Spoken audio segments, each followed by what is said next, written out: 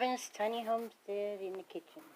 I had a request for how I make my bone meal, or bone ash. This is my turkey, completely deboned, and I am not making bone broth because it doesn't set right with me. So this is just tap water, and I will slowly cook these bones for about 4 days.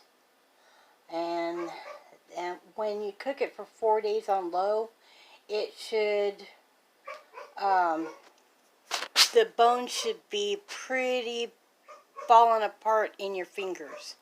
Okay, I will show you the next step when it's ready for the next step. Okay, here I am. It is 3 days later, 4 days later, and I have let this cool so I don't get burnt. And I am just going to take my thing here and scoop out the bones and put them in a bowl.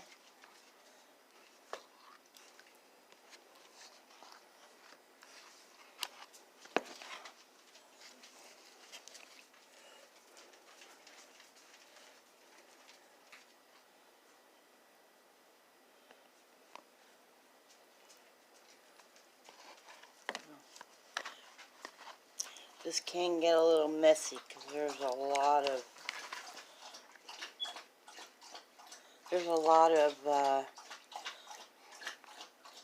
you know, stuff that comes off the bones. But I can't do this with one hand, it's looking like. So I will scoop this out, and then I will show you the next step.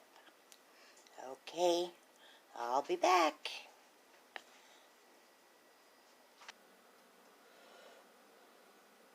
Okay, so as you can see, I got all the bones out. I didn't get the little teeny tiny ones, but I got most of the big ones, all of the big ones.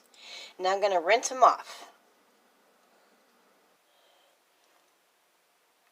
Okay, I've got them rinsed and back in the bowl. I cleaned the bowl before I put them back in. Now they're going to go in the oven at 350, and I'm going to check on them every 15 minutes, because remember, we're not cooking these bones, we're just drying them out, and it won't take very long at all.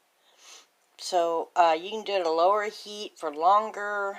I just do mine at 350, and I check it every 15 minutes. Okay, I'll be back. Okay, they are finished. They are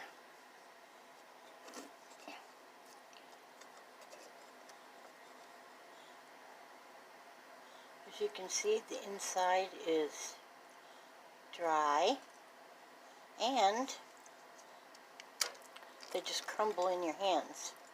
So what I do next is put them in the blender, and I won't show you that on camera, but either put them in a blender or put them in the in a food processor, or you can just put them in a plastic bag if you don't have either one of those, and just crush them up, give them a slight tap, and they will go right into powder. Okay, I'm gonna let these dry for probably a couple of days, even more, because you don't want any moisture in your bone meal. But that's how you make a bone meal, and it's good for root crops: carrots, onions, potatoes, sweet potatoes, radishes. So okay, I hope you enjoyed this video, and I hope it helps someone who can't afford bone meal to make their own. Alright, God bless, and have a good rest of the week.